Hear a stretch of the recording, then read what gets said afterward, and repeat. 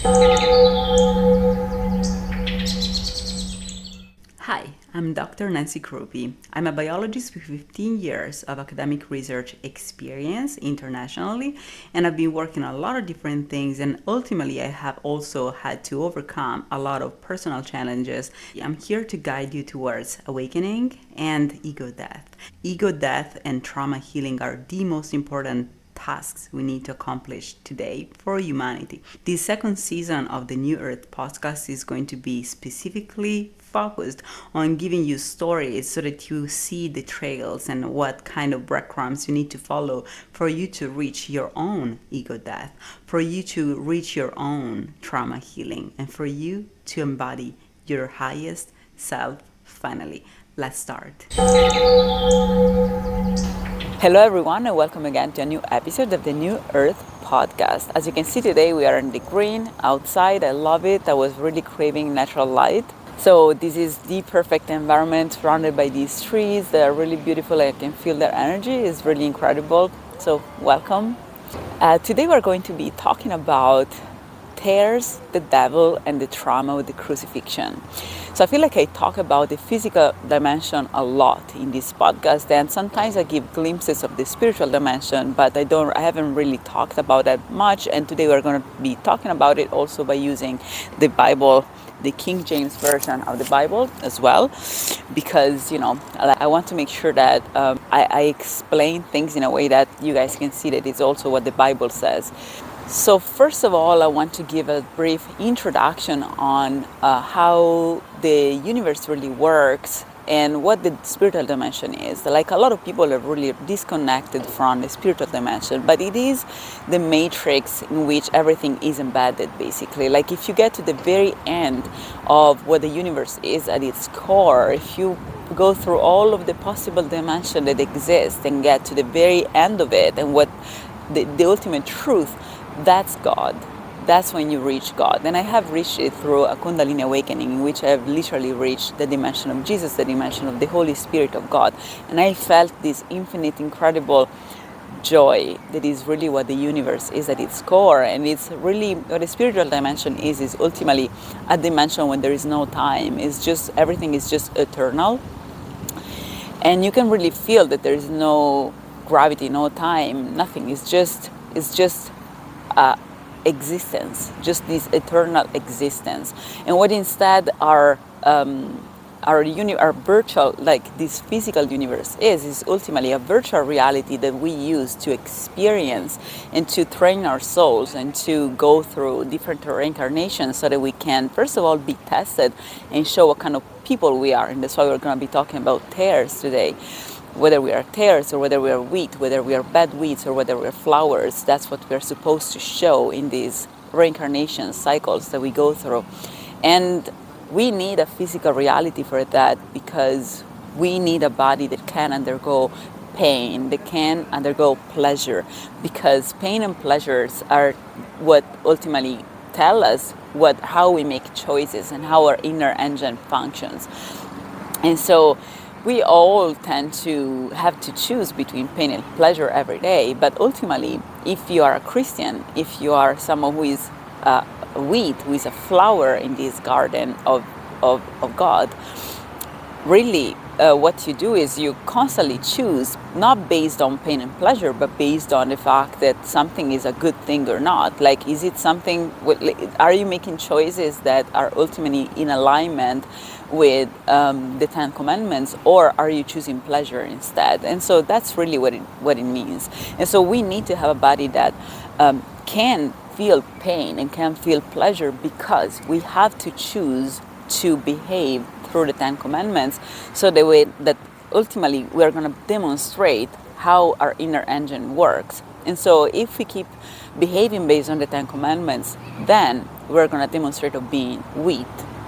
And I'm going to be talking about, like, let me actually, you know what, let me do it now, because otherwise we're going to keep talking about this forever, and it's going to be difficult for us to understand. There is this beautiful, let me see, the beautiful parable of the tares. I really love it. So I'm going to read it. The parable of the tares. Another parable put he forth unto them, saying, The kingdom of heaven is likened unto a man which sowed good seed in his field. But while man slept, his enemy came and sowed tares among the wheat and went his way. And tares are basically bad weed in a sense, things that you don't want to grow in your field. But when the blade was sprung up and brought forth fruit, then appeared the tares also. So when basically the wheat started growing, also the tares started going and showing in the field. So the servants of the householder came and said unto him, Sir, didn't not thou sow good seed in thy field? From whence then hath it tares? So basically the servants went to the landlord and said, like, you have sowed, you have planted wheat. How come that we're finding tares in the field as well? He said unto them, An enemy had done this. The servant said unto him, Wilt thou then that we go and gather them up? Like, do you want for us to go and take them out? But he said, Nay, lest while ye gather up the tares, ye root up also the wheat with them.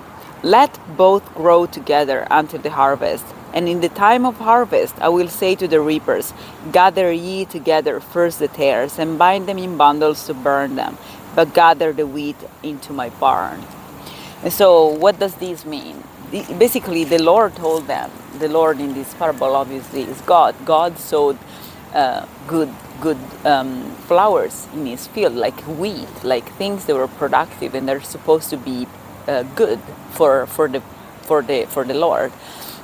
But instead, someone, which in this case would be the devil, also seeded, like also planted, sowed bad weeds, tares in among the wheat. And so what the Lord says at the end is, no, don't take them out, because if you do that, you're going to take out also the wheat, because at this stage you cannot recognize between the two.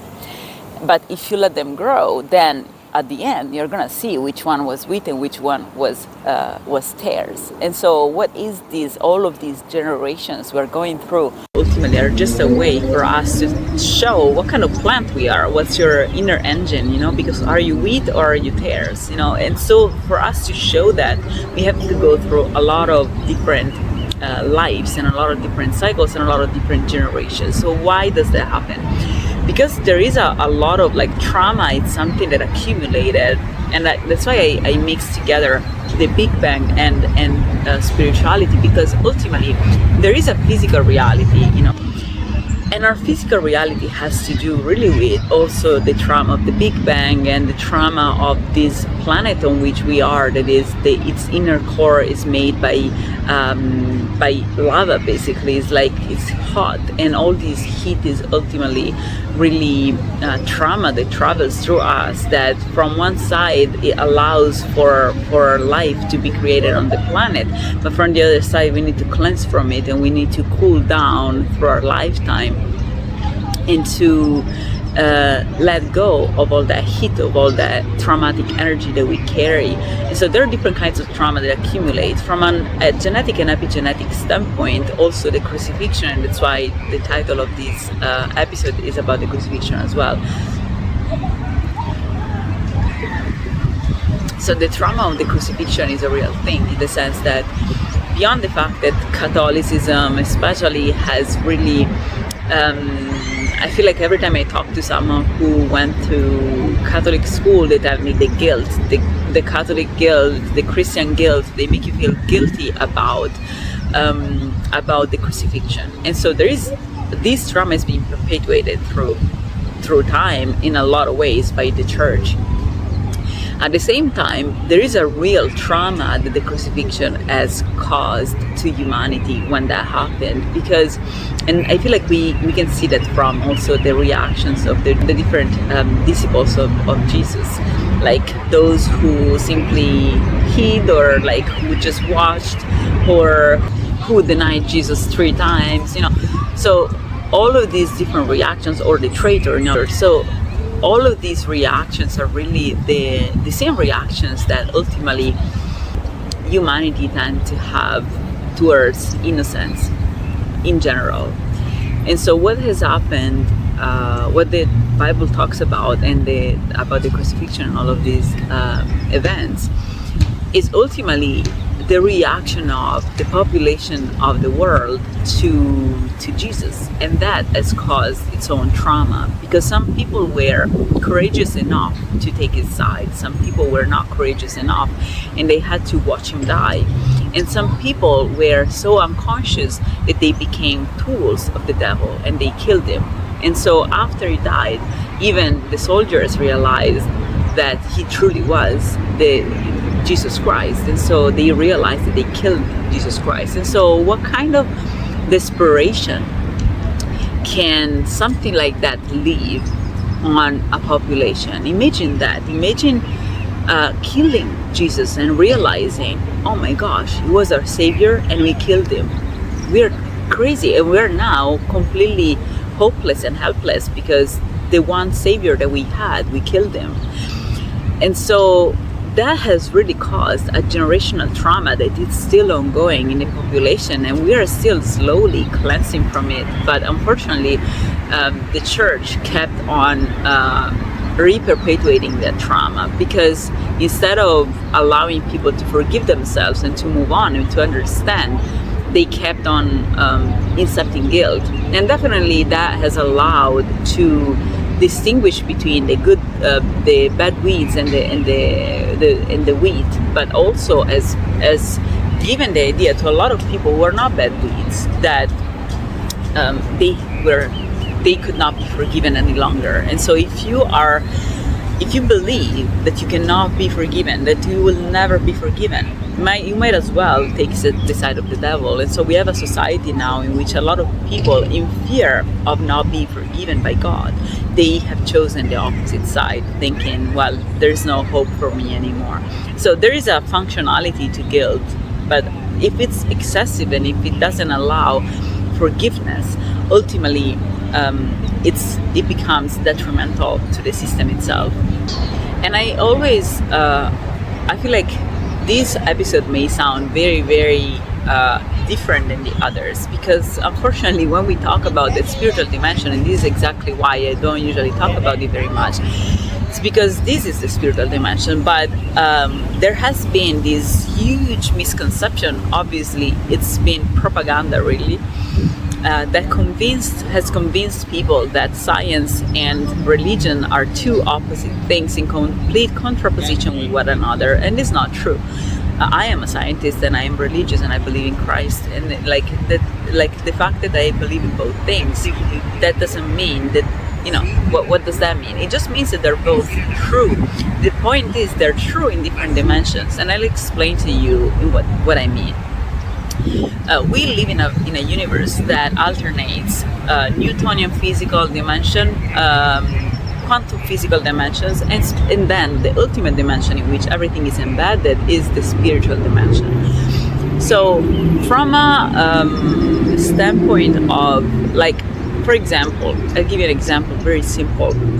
Imagine an atom, right? So an atom is made of these nucleus in which there are particles who stick with each other, and there are electrons that go around, like as much as in the same way in which the Earth goes around the sun, the electrons go around the nucleus of an atom. Now, what is the purpose of electrons? Well, if you ask an engineer, the purpose of electrons is carrying electricity. But if you ask an electron, the purpose of the electron is just existing. They don't know. Electrons are not aware that they are part of our electrical circuits and that we use them to produce electricity, and that in this dimension they have a function that goes beyond their existence, and that is actually very, very necessary and essential. But if you ask an electron, the electron is just being itself, and it's revolving around the nucleus simply because it's attracted to it, but at the same time, because it goes very fast, it can't possibly fall on the nucleus, and so it keeps kind of trying to escape, but then is close enough to the nucleus to keep going around it. And so that's what the electron really does. The electron just simply keeps going at its own speed, and when it comes close to a nucleus, it gets attracted to it and it goes around it. And when instead is part of a material such as metals, in metals the electrons are free to move around because they don't have a strong attraction for their nuclei, and because of that they can move around. They don't have to stay near the nucleus. They can be shared by different nuclei and move around. And that's why we build our electrical circuits with wires made of metal, because that allows all those electrons to move from one pole of the battery to the other. But again, if you ask, an electron is just being itself. And so at the quantum dimension of the electron is simply being itself and is going around in a nucleus. And for an electron, it's not relevant where it's going. Well, whether the negative or positive pole of the battery are part of a computer or a part of an electric wire that brings electricity from Florida to California, the electron is just traveling. The electron is just traveling. And so in the same way, we do not have the grasp on the following dimensions, because until we access it, until we become multidimensional. And so right now we have accessed the Newtonian physics dimension, because this is the dimension in which we are, in which there is gravity, in which there is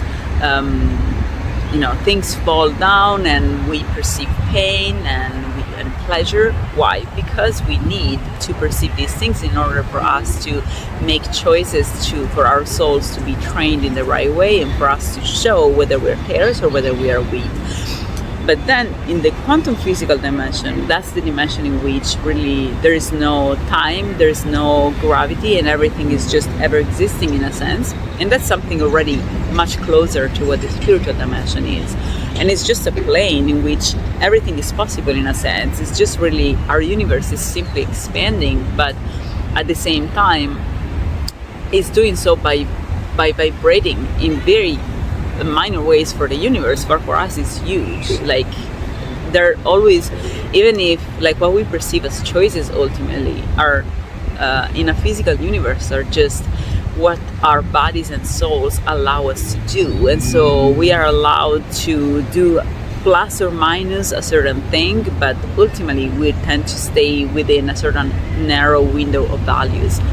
So in the same way, our universe is expanding, but it's doing so in a vibrational kind of way, in which there's no one possible path. It's like vibrating. It's like everything is at the same time matter and wave. And a wave is something that is not fixed. It's something that oscillates between different values. So this also means that from a quantum physical perspective, multiple realities are possible and are happening at all times. They're real. And so manifesting in a quantum reality ultimately allows us to reconnect with that. And I'm going to be making an episode on how to really manifest, what it really means to manifest. So for now, let's focus on the following dimension, which is the spiritual dimension. Now, I have had a Kundalini awakening, which allowed me to reconnect with the dimension of Jesus and of the Holy Spirit and of God. So it's not really about thinking and praying and thinking you're accessing it. There is really a dimension that once you access it, it feels a completely different, like being in a completely different place. And that place is not a physical place, is because we are already in that place. We simply are not connected to it. The spiritual dimension is the dimension within which everything is happening right now already. It's just a matter of having the proper antenna, your body and your mind, to access that dimension.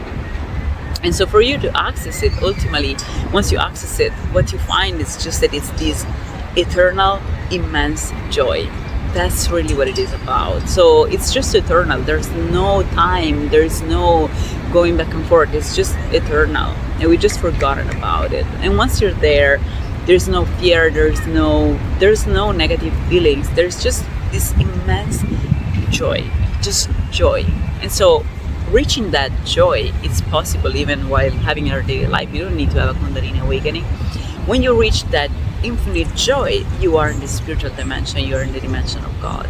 But most people have completely disconnected from it, from several reasons, from also because they have been disconnected from religion, from Christianity, specifically from Jesus. But also there are a lot of people who are Christian who go to church and are completely disconnected from the real dimension. They believe they're following the Ten Commandments, but it gets always very, very difficult. They keep committing sins, they keep having to go back to the priest, and that's totally fine. But at the same time, the reason why that is happening is because in their lifetime they haven't reached the kind of level in which they have purged enough trauma, purged enough evil, expiate enough sins for them to have the proper antenna to reconnect with the divine.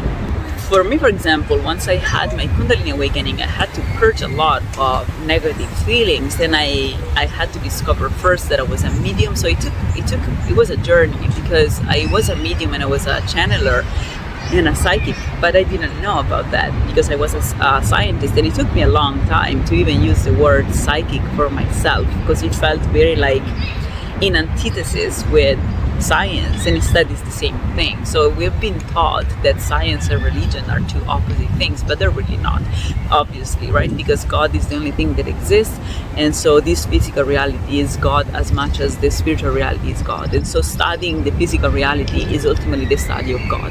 And so and this has created a huge problem, because now, and as a scientist I can tell you by first-hand experience, that unfortunately science is being conquered by very dark personality types, because it's really, Christians don't go into science, and if they do, like me, then they encounter a lot of hostilities, because when you are in a system that is very, very fraudulent and very politicized, and that doesn't tell the truth to the population, and that uses its means to exploit the masses, then a Christian is a problem, because a Christian behaves based on the Ten Commandments.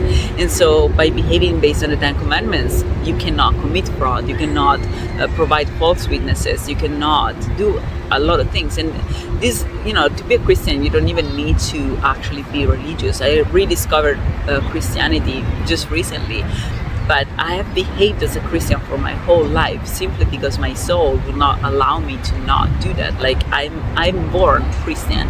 No, I am a Christian in my bones. I'm a Christian in my DNA. I'm a Christian in my psychology. So I behave based on the Ten Commandments and based on the teachings of Jesus, without ever knowing that I'm doing it. I don't need to read the Bible to do that. I'm already doing it, so I've always done that. And so unfortunately, the fact that Christians have been kept away from science for so long was just really a trick, because it has allowed to build a farm of illnesses that is called Western healthcare. And now illnesses are farmed, and microbiological weapons are used against the population, because there are no Christians in science. And so now science is being used by satanic organizations instead. And so, it's important to realize that science and Christianity are really the same thing, and there's no separation. It's the opposite, if you use science in the wrong way, that's not science anymore. It's fraud, right? And so science is ultimately the study of the truth, and the study of the truth is obviously the study of God, of Jesus. And so ultimately, this is to say, because I always go into these hyperbolic ways of talking. Sorry about that, guys, but I'm very, very much improving, and so I don't really have a speech. I do have a speech in a sense. I know what I'm going to talk about, but I'm really improving in my podcast, and so I go where I think I need to give you the information that you need for you to understand what I'm talking about. So as soon as I get deeper into something and I understand, okay, wait, they don't have this other information that I need to give them first for them to understand the full picture. And that's why I then tend to go back and forth, or go in these tangential paths that then I have to go back. So ultimately, this is to say that the spiritual dimension is something that we need to reconnect with, and that science, the physical dimension that we are experiencing, which is this virtual reality that is a training and a test, is no different than the spiritual dimension. It's just part of it. It's just englobated, like included in it. But also that in order for us to access the spiritual dimension, so I had, for example, I had to go through a journey in which I first rediscovered my psychic abilities by cleansing from trauma, cleansing from a lot of energies of people around me that I had absorbed, such as my ex-partners, my toxic partners, toxic bosses, a lot of people that I had absorbed, because not knowing that I was a medium, I literally can channel people from movies, from that I have around, I can channel plants. And so if I don't do that intentionally or consciously, I just become another person and I don't realize that I do. And when I was a child, my aunt used to get mad at me because I had this friend, and by spending time with this friend, I would act like, actually all of my friends, I would act like them after a while. And my aunt one day told me, I remember, she told me, why do you behave like them? Don't you have a personality? And I'm like, I didn't know that I was doing that, because reality is that I was channeling them, but I didn't know.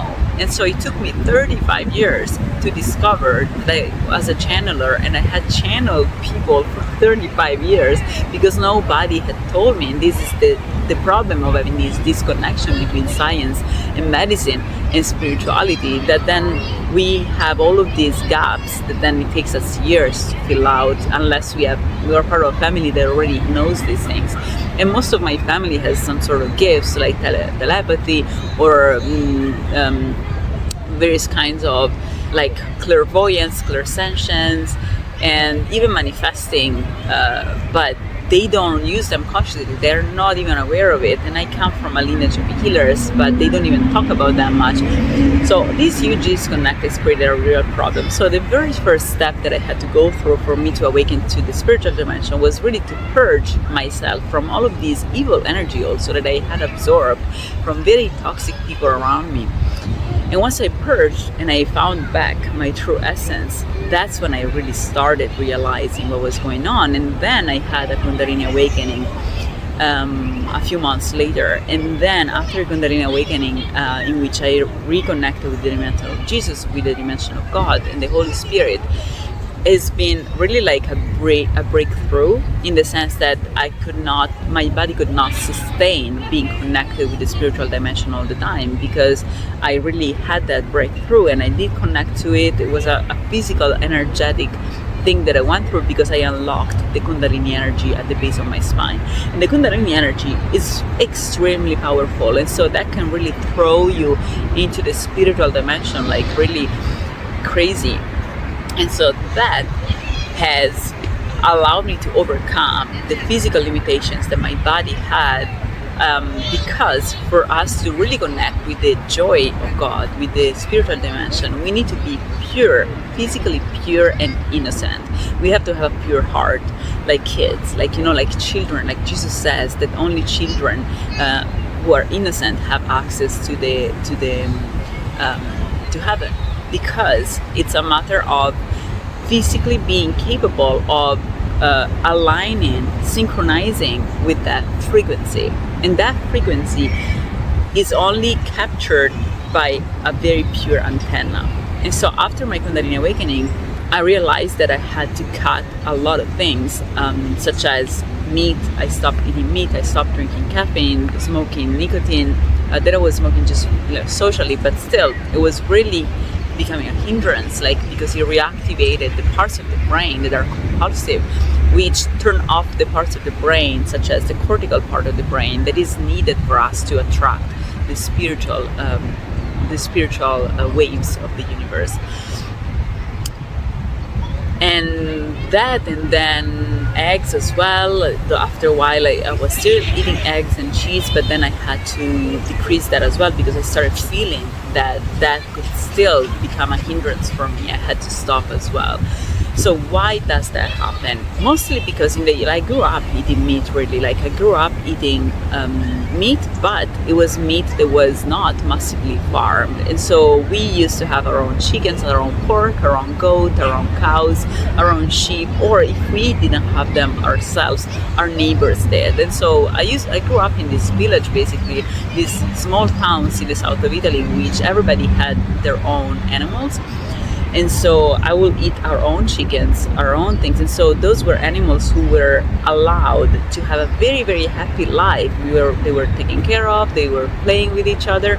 And so the meat they were producing was a meat that contained joy, the joy of being free. And then when they were old enough, we will butcher them. I have never done that. My grandma will butcher them. But at the same time, the meat they had was really a meat of animals that had been raised through joy. And I'm still against killing, but what I'm trying to say here is that there is meat and meat, like, it's not everything is the same. And so unfortunately, I've talked about this during the very first episodes of this season, in which I say that everything we eat, everything we consume is ultimately putting us in front of a choice. And so if we eat meat that comes from torturing animals, because that's what massive farming is. Mass farming is a way of torturing animals for their whole life, and seeing them being butchered and butchering, like, it's crazy. Like, what these animals have been going through for the past 100 years is just unbelievable.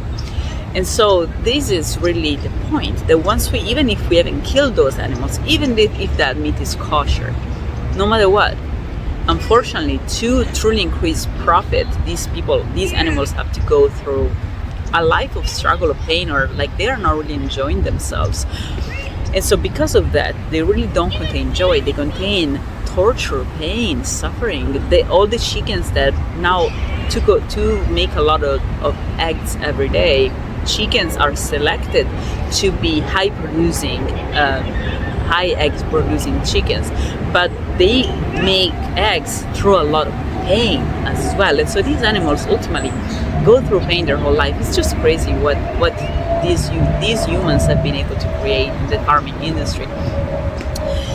And so when we eat those things contain molecules that are the molecules that an animal being tortured, an animal undergoing pain, an animal undergoing struggle, a slave is producing. And whenever we allow ourselves to survive, and in exchange for someone else to be killed and tortured and treated that way, then we are basically telling our body that we are killers, we are bad people, that we are okay with not following the 10 Commandments. That's really what we're doing. And so ultimately, our body becomes impure. Even if we don't commit sins intentionally, our body is committing sins by using things that are part of a chain of a supply chain that is evil. And so this is a huge impact on our body. And so for me to be able to actually, now I receive messages from God, I speak with the divine counsel. And so, but for me to be able to reach that level, and I haven't even done it intentionally, it just happened. But it happened only after a year of vegetarianism. It happened to me only after I started really cleansing and purging, not just from that, but from a lot of other stressors and things that really were sent my way, and evil energies and evil people. And so I started really doing a lot of things that ultimately were functional to my journey, but ultimately led me and allowed me to purify to the point that I became the proper antenna for the spiritual dimension. And so now I can actually access the spiritual dimension. Another thing is that a lot of again, for the same reason, like Native Americans, for example, they were very connected to the spirit in the same way Africans as well. They were very connected to the spirit, and they used plant medicine a lot to do that, because God has created plant medicine for a reason. And the reason is that, first of all, sometimes we need a breakthrough in order for us to reach the spiritual dimension, and that's what plants are for. We use plants in a functional way to really reconnect with the spiritual dimension, and then once you become aware of it, then you can start walking towards it in different ways that don't necessarily need or require plant medicine, but that is a tool. And it's a sacrament. Ultimately, it's a way, like plant medicine can be a way, not just plant medicine, but things like Campbell as well, are ways of purging the devil, ways of really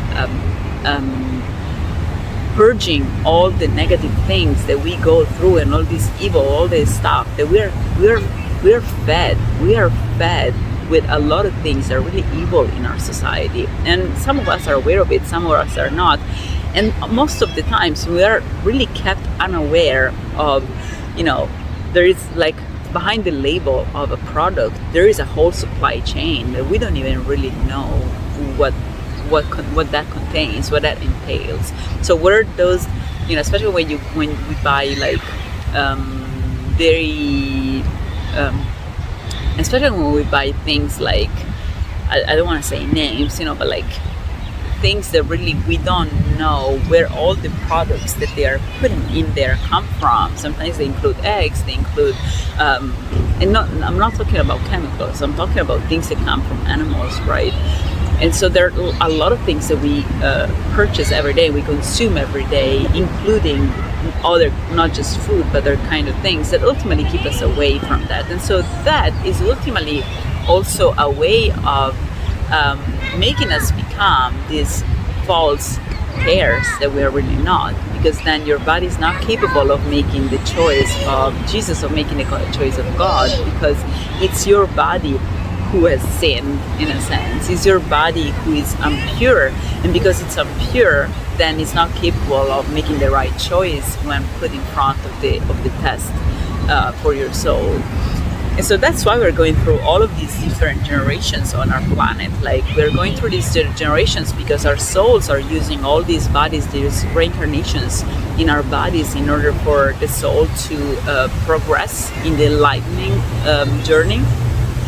But also, as a humanity, we are genetically and epigenetically cleansing from trauma coming from killing, because in the past we went through a lot of hostilities and a lot of wars and a lot of things. And so people could say, like, imagine God has to really at the final judgment is going to have to say, okay, you are wheat, you are tares, so you really are the seed that I planted here, and you are not, right? So how does he distinguish these two?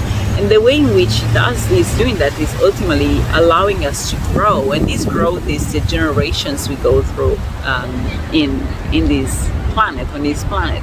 And by going through all of these generations, at every generation, the world becomes a little more bright, and it enables a little more advancements in human rights, and it allows us to live a better life and to live in a world that is lesser hostile. And so if in the past someone could say, oh, I had to sin because I couldn't do otherwise, I had to sin because I was poor, I had to sin because it was a matter of life or death, I had to sin because I come from a dysfunctional family, I didn't know any better, I had to sin because I was disabled, I had to sin because there are so many reasons why people can say I had to sin because basically I had no other choice. And so all of these generations are ultimately a way of giving us chances over chances over chances on top of chances to show that no, you're choosing to sin because you want to. Even if your body is genetically and epigenetically cleansed from sin, even if you now have better choices in terms of food, even if you now don't need to kill others in order for you to survive, even if you now don't need to stay stuck in your dysfunctional family, you can go to a psychologist, or you can find a healer, or you can progress into, you have an awakening journey. Even if you are still choosing to stay stuck, you're still choosing to stay there, you're still choosing to ultimately not to sin, even if you don't have to. And so I feel like I've been this choice for a lot of time in my life, like before realizing, before understanding my own mission on this planet, my own divine mission, I have unconsciously put people in front of this choice of what do I do with this innocence? Do I kill this innocence or do I not? Do I kill Jesus or do I not?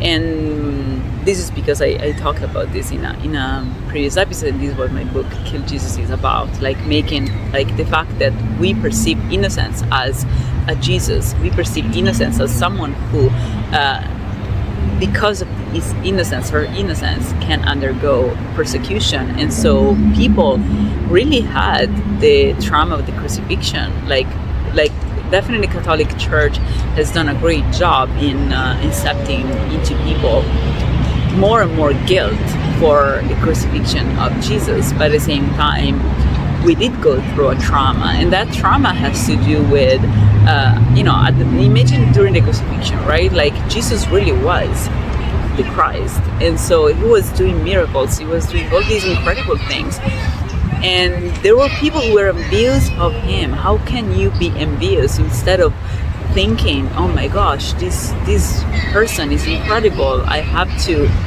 learn, I have to bow to him, I have to serve him because he's sent by God, right? And instead of doing that, they said kill him. And once they killed him, they realized, oh wow, I think he really was the Son of God, and I just killed my Savior. What am I gonna do now? I'm helpless.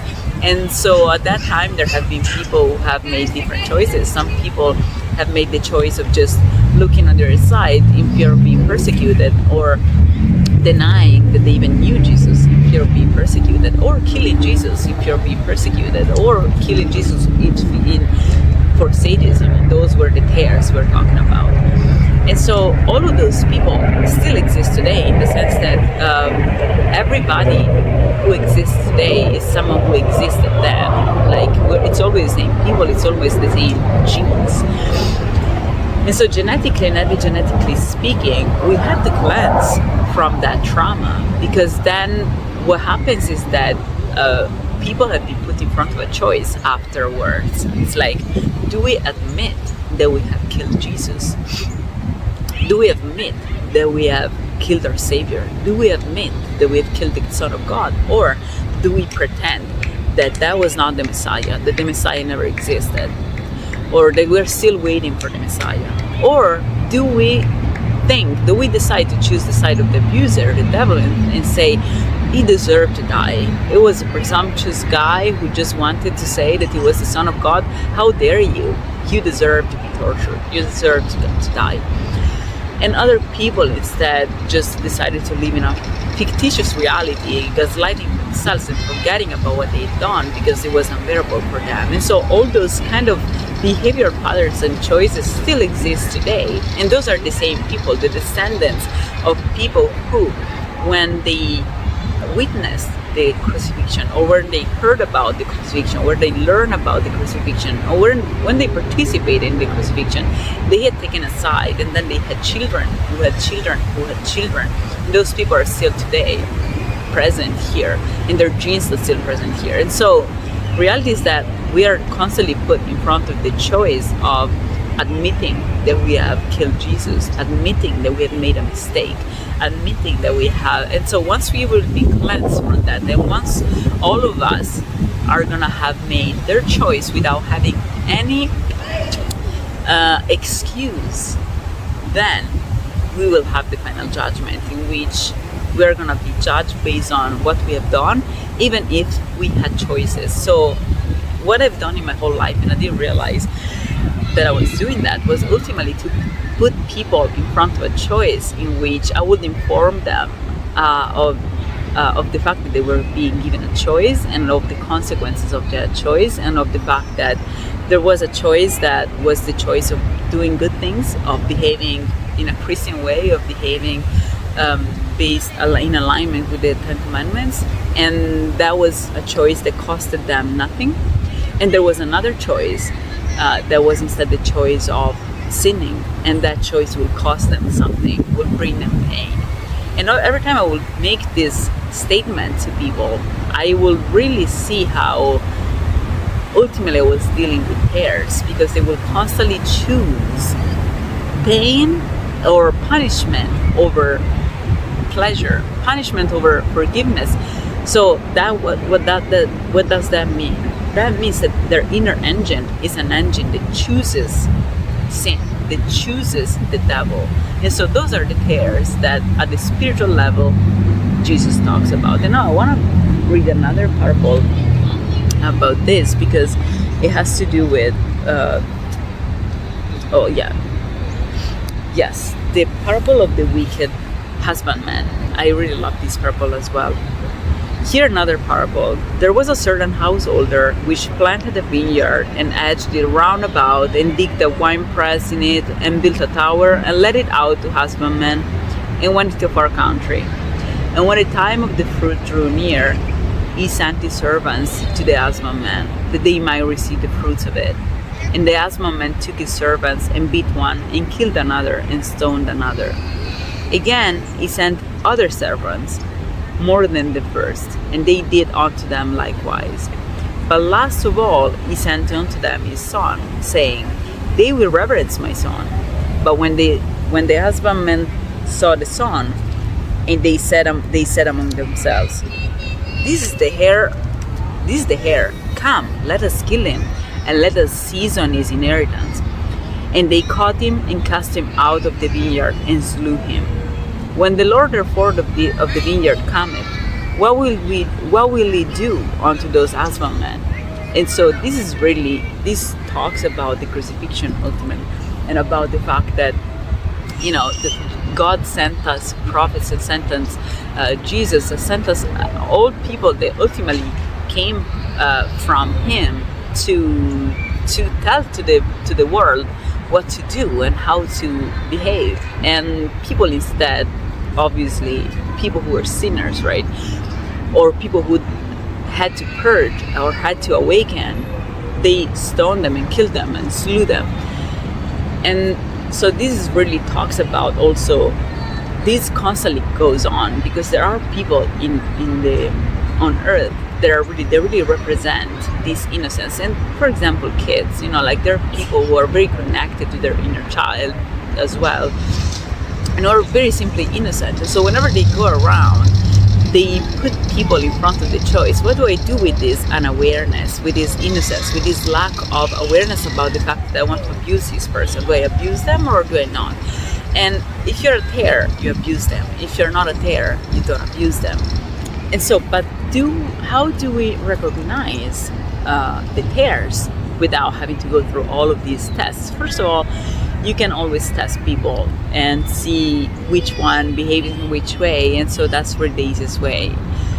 But unfortunately, we live in a world where, due to all of this mass farming, due to a lot of indoctrinations we went through, what is actually happening is that the tares are trying to pretend to be wheat, and the wheat is not aware of being wheat.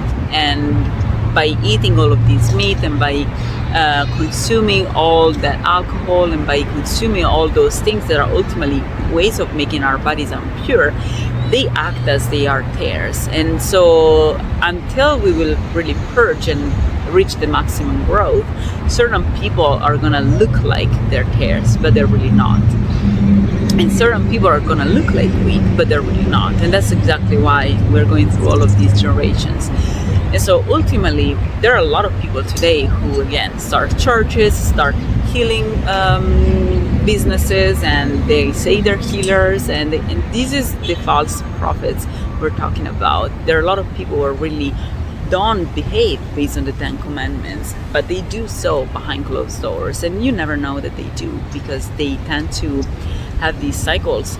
They tend to have these cycles of abuse, such as narcissistic abuse. What is narcissistic abuse? Narcissistic abuse is when people who are bad weeds, simply what they do, they're evil. And so instead of showing the world that they're evil, what they do is they intentionally pick one person or one category of people that they know already they're going to be marginalized, or they're vulnerable, or for whatever reason, like they're the black sheep of the family. They intentionally choose people who others are not going to believe afterwards. People are not going to trust afterwards. And so what they do is they choose those people who have no authority, who are already partly marginalized or poor, or for whatever reason they are insecure, they're gaslit. So people who either don't understand their schemes, or even if they do, nobody's going to believe them. So they choose people like that, and then they abuse them behind closed doors. And then if those people try to tell the truth they stop them, they block them, they marginalize them, they disparage them with others. So first of all, this is a form of persecution, and only the devil persecutes others. And so if anybody does that or tries to involve you in anything like this, that's the devil. Jesus does not disparage people. Like, God does not disparage people. God gives chances and gives tests and gives options, and then it's up to people to decide to show who they are. But God does not go around to disparage people and to say this specific person is the worst. God uses the jurisdictional system to burn tares, and that's what I'm doing, for example. So I am a whistleblower in a case of fraud as well. I'm a political activist because I've been victim of misogyny and discrimination and human trafficking in science, and because of that I have discovered a whole world of frauds and crazy things that happen through science. Thanks to that, I have discovered all of these network of criminals who really, what they do is they're basically using and abusing immigrants and women attracted from rural areas to commit fraud against the population. That then they use, basically those are the people that use science to exploit the population. So I didn't just go around and disparage them, because that would have not made any sense, because that was not my point. So I sued them, because that's how you do, because the jurisdictional system is the memory of what happens in our system, because everything stays written down. And so when you name someone in the jurisdictional system, that stays there.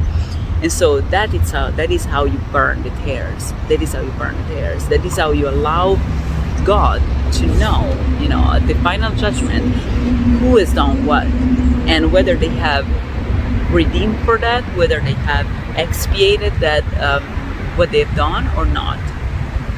So we have had the jurisdictional system for a long time, and so these things are just, and even if the jurisdictional system should explode one day and all of this information will go lost, God is watching all the time. God knows. And so by using the jurisdictional system, we are ultimately allowing for things to just happen in the right way. People who go around and disparage others and marginalize others or prevent others from doing their work, that is evil. That is not God. God does not gossip. God does not conspire.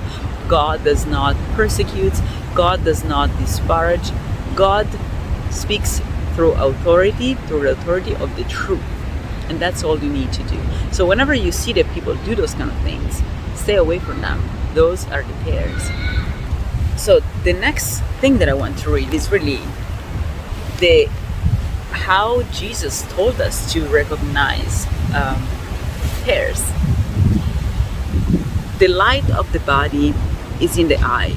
If therefore thine eye be single, thy whole body shall be full of light. But if thine eye be evil, thy whole body shall be full of darkness. If therefore the light that is in thee be darkness, how great is that light, that darkness? No man can serve two masters, for either he will hate the one and love the other, or else he will hold to the one and despise the others. Ye cannot serve God and mammon. So what Jesus meant to say with evil eye or single eye has been, I think, very much misinterpreted or intentionally misinterpreted for a long time. So I read people from their eyes, because after I have gone through my journey, I have recalibrated on the truth. Once you recalibrate on the truth, then you're capable of seeing the truth in others, or whether they're lying. So it's really a matter of like calibrating your instrument. So calibrating on your own truth is really something that has to do with wanting to see your own trauma, wanting to see your own lies, your own narrative of being special, of being gorgeous. And I have been in my life also. I had spaces in my life in which I felt grandiose. And once I realized that, I decided to face it, to see that, and to go back, and to go back from it and to become authentic. But once you become authentic, then you can see the truth in others, or how much others are drifted, skewed from the truth, from their own truth, from the truth. And so that's also when you can see evil. What is evil eye? So people who have single eyes are people who are authentic. And so most people are simply have only one frequency in their eyes. Some people have fear as well, and that fear is the beginning of evil. Some people went past that fear and they have created a cover-up, and that cover-up is in fear that they are not taken care of, so they've lost faith. Then they have found help in evil energies, in evil parts of their brain, in evil things.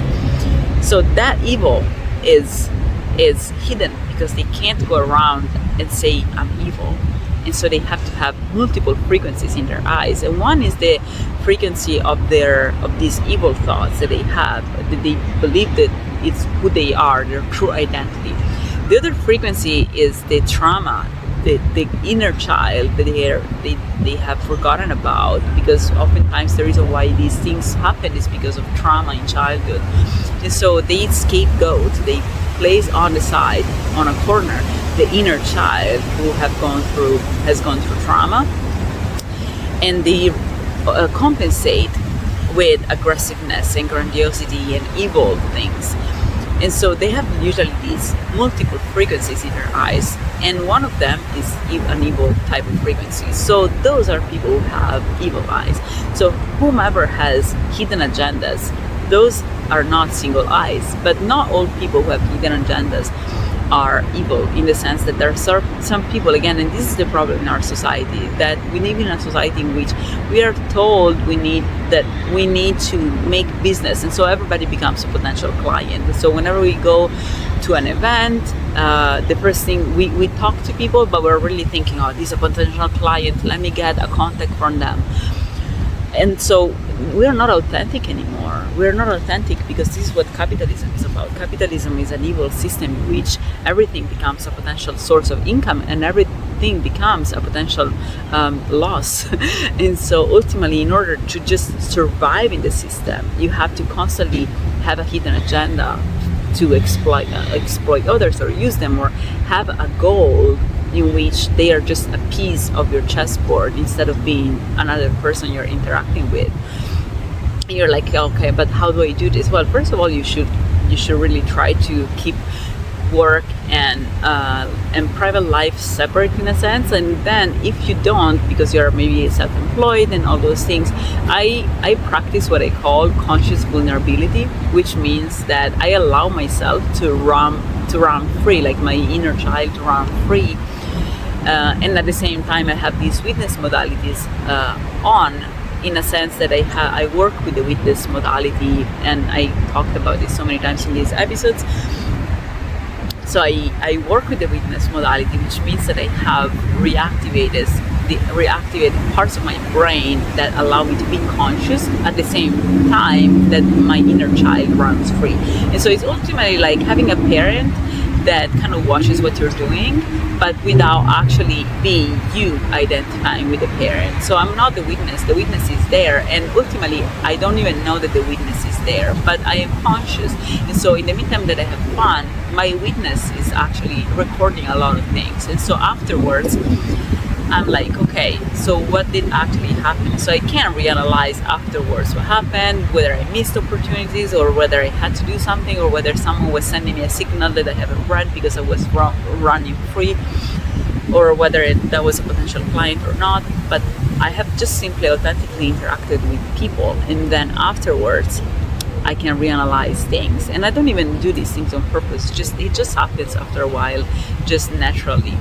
But ultimately it happens if you work on your neurobiology, because this is all about neurobiology. Once you become conscious, and again, this has happened to me starting from my Kundalini awakening, but you don't need to go through a Kundalini awakening. You just have to nurture the parts of your brain that have to do with your consciousness, which is for most part the prefrontal, and especially the cortical part of the brain.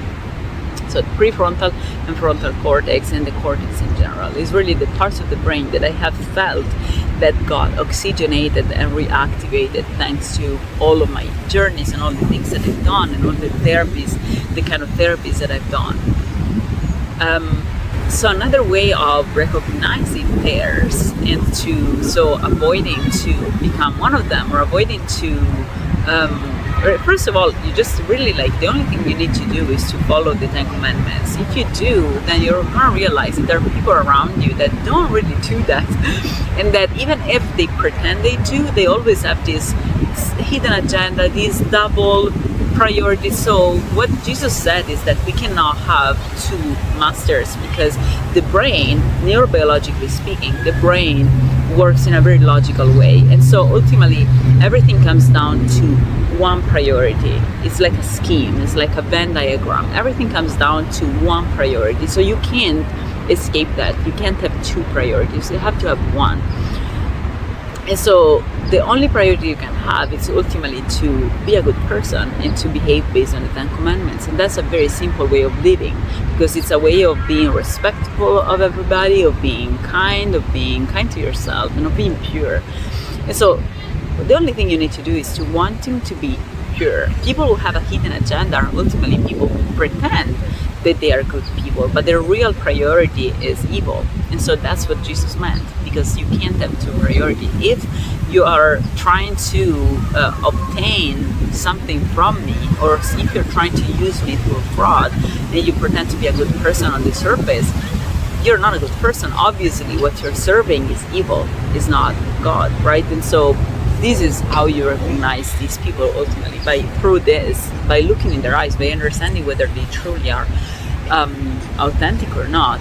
And if they're not authentic, that's already evil, because why would you hide from me something that is an information that can be important for me and that can prevent me from undergoing pain? Why would you do that? For your own survival? So this is, I feel like, the main misconception, and which is the reason why we are in this reality in which we are finite, we are mortal. In order for us to making choices, we have to be fearful in some way. We have to believe that we are mortal, we're finite. So people who truly forget about the eternity that we're really part of, they believe of being mortal, and so they choose pleasure over pain, because they think, oh, this is all there is. I have nothing else to live. I have nowhere else to go. I better choose pleasure. And in the same way, people who believe they can die, they choose what makes them survive better.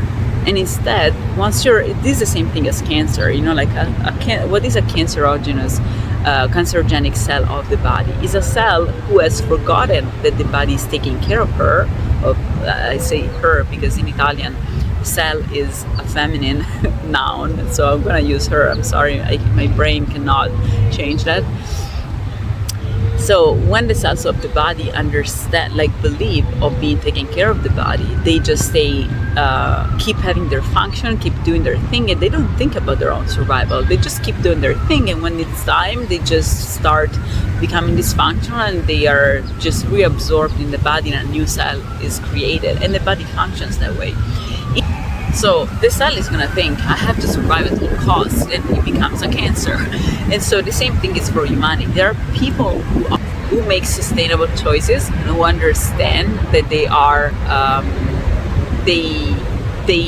their final function in this world is not to survive, but to be good people, to have their function for the whole body to survive. And there are other people who instead think that they have to acquire wealth for themselves to survive better than others, to become better than others, to fulfill their grandiose needs, even if others become extremely poor as a result of that. So all of these are choices that ultimately come from the idea of being mortal, the idea that there's nothing else, the lack of faith. If you lose faith, you stop believing that you're going to be taken care of, and you start thinking that you're on your own and you have to survive at all costs. But I would rather die by doing what I have to do instead of surviving by killing others in order for me to survive. And that's the difference between wheat and tares. People who are tares, they will rather survive. And this is, again, a lot of people unfortunately believe of being tares now because of all the food we consume, because our bodies are impure, because our minds are impure. So we all believe that we are tares. Not all, but the majority of people. But you guys are not. You guys are not. You just have forgotten because of the the things you're consuming, the people you're surrounding yourself with, the gaslighting you receive from TVs, from scientists as well, unfortunately. And so all these gaslighting we receive make us forget and make us become fearful that maybe we are theirs, and so we start believing we are, and we start acting accordingly. But reality is that we're not. So you're gonna see that if you start calibrating on the truth, you're really gonna start seeing how your choices become more natural, and you start choosing to behave in a proper and good way, regardless of your religion, regardless of who you worship, regardless of whether you think you have committed sins in the past. You can still choose differently, and it has to do with really you choosing. It's just a choice, like all these things we believe we don't have choices about. It's not true. Like, people go through homelessness and poverty, and still they choose the same good things. And some other people are very rich and they still choose the same evil. And so it's really not about that. It's about what your values are. And if your values are good, then you're gonna make sustainable choices for everybody. And if your values are evil, you're gonna make choices that are really for your own sake, for your own survival, and against everybody else. But with time, you're gonna just demonstrate it to your hair. I would enjoy this episode. I know it was kind of different from the others, but there is really no other way of talking about the spiritual dimension other than this, because this is the final dimension. This is Christianity. This is the final dimension we awaken to once we truly reach the end, in a sense, of the healing journey that is never ending, but there are breakthroughs that allow us to see this end, to perceive this end, to connect with the end of the journey. And once we do, then we can keep trying to reach that goal all the time, and we know at least what a reference point is. So I hope you guys enjoyed this episode, and I'll see you all next time. And you can find me at 360holisticcoach.com. And I also started hosting my worship services for my church, the Church of Truth, a holistic Christian spiritual church, and are very full of activities and very joyful. So if you want to participate, just check out my website and send me an email at info@360holisticcoach.com with subject church, and then I'm gonna let you know when I'm gonna add you to the mailing list, and so that you can attend the worship services next time I host them. So thank you so much, and I wish you the best day.